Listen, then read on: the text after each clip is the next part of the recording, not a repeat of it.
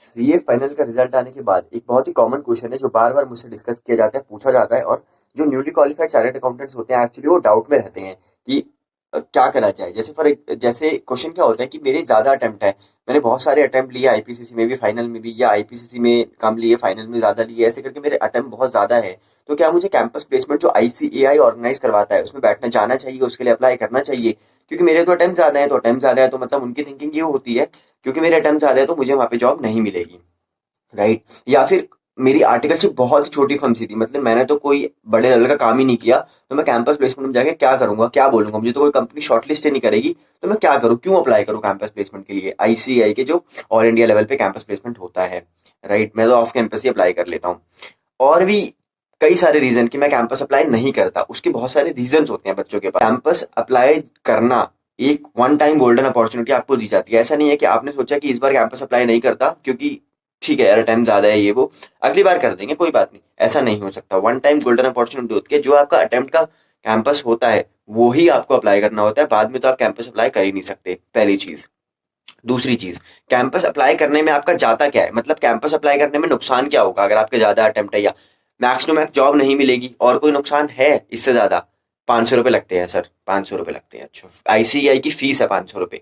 500 रुपये जो fees ICI लेता है ना कैंपस की, उसमें orientation programme, induction, 5 star hotel में बुला के खाना खिलाना, इतनी सारी तो चीजें दे देते हैं। तो 500 रुपये तो आपके वैसे ही रिकवर हो जाते हैं। प्लस मुझे ऐसा लगता है कैंपस में जाने का सबसे बड़ा बेनिफिट क्या है, भले ही आपको जॉब मिले या ना मिले, बट जो एक्सपीरियंस आप वहाँ पे लर्न करते हैं ना, वो वैल्यूएबल एक्सपीरियंस होता है जो आपको कभी नहीं मिलेगा।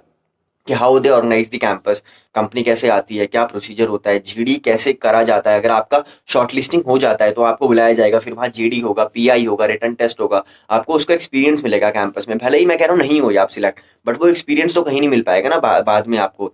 दूसरा, आप ऑफ कैंपस जाएंगे तो वहां पे भी वो एक्सपीरियंस आपका काम आएगा। कैंपस प्लेसमेंट में मॉक इंटरव्यूज होते हैं, वो आपके काम आएंगे।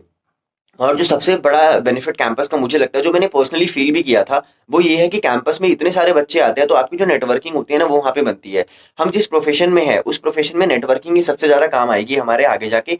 और ये लास्ट अपॉर्चुनिटी है आपके पास अपनी नेटवर्किंग बनाने का। मैं ऐसा क्यों कह रहा हूँ लास्ट अपॉर्चुनिटी, क्योंकि इसके बाद ना आप सभी प्रोफेशनल बन तो चुके ही हैं, खैर जॉब या प्रैक्टिस में चले जाएंगे, तो उसके बाद जितने भी लोगों से आप मिलेंगे ना, वो अपनी जॉब प्रैक्टिस इन सिलसिलों में ही मिलेंगे। तो वो वाली नेटवर्किंग का फील और वो वाली दोस्ती वाली बात नहीं आएगी वहां पे, फिर एक बिजनेस माइंडसेट वाली बात आ जाएगी। बट अभी आप एज अ फ्रेंड किसी से अपनी नेटवर्किंग बढ़ा सकते हैं और वो नेटवर्किंग आपको आगे काम आएगी। और चौथी लिस्टिंग, तो कैंपस में जाने के बाद होता क्या है ना, कई बार कैंपस में मैंने खुद भी ऑब्जर्व किया और बहुत सारे फीडबैक मुझे मिले हैं कि कैंपस में एक वॉक इन करके भी एक ट्रेंड होता है। कि भाई क्या होता है, कई बार कंपनी को जितने रिक्वायर्ड नंबर ऑफ कैंडिडेट है उतने नहीं मिलते, तो वो लोग क्या करते हैं, वॉक इन अरेंज कर देते हैं, एकदम से अनाउंसमेंट हो जाती है वॉक इन वॉक इन। और उस वॉकिंग में तो मैं आपको सही बता रहा हूँ, सिर्फ रिज्यूम सबमिट करना होता है उस कंपनी के काउंटर पे जाके। ना वो आपसे अटेम्प्ट पूछते हैं, ना वो आपसे मार्क्स पूछते हैं, रिज्यूम सबमिट करो और वॉकिंग में जाके बैठ जाओ। ये भी एक बहुत बड़ा फायदा है कैंपस अटेम्प्ट करने का, कि क्या पता आपका उस वॉक इन में नंबर आ जाए। मेरा भी वॉक इन में नंबर आ गया था, इसलिए मैं कह रहा हूँ। और बाकी कैंपस जाने का कोई ऐसा डिसएडवांटेज नहीं है, सारे ही फायदे हैं। तो I think you should attend the campus irrespective of the any fact. Select होते या नहीं होते, दैट इज सेकेंडरी इशू। बाकी हर अटेम्प्ट में ना मैं एक टेलीग्राम ग्रुप बनाता हूँ स्टूडेंट का, जिसमें हम लोग सारी चीजें डिस्कस करते हैं। तो इस अटेम्प्ट में भी मैंने एक टेलीग्राम ग्रुप बनाया है। आप अपने अटेम्प्ट का टेलीग्राम ग्रुप का जो लिंक है वो इसी वीडियो के डिस्क्रिप्शन बॉक्स में, वो आप ज्वाइन कर लीजिए, so that we can discuss, right? बाकी आप सभी को ऑल दी बेस्ट दोस्तों। In case you have any doubt, you can join my Telegram group और connect me with any social media link. आप सभी को all the best, bye bye.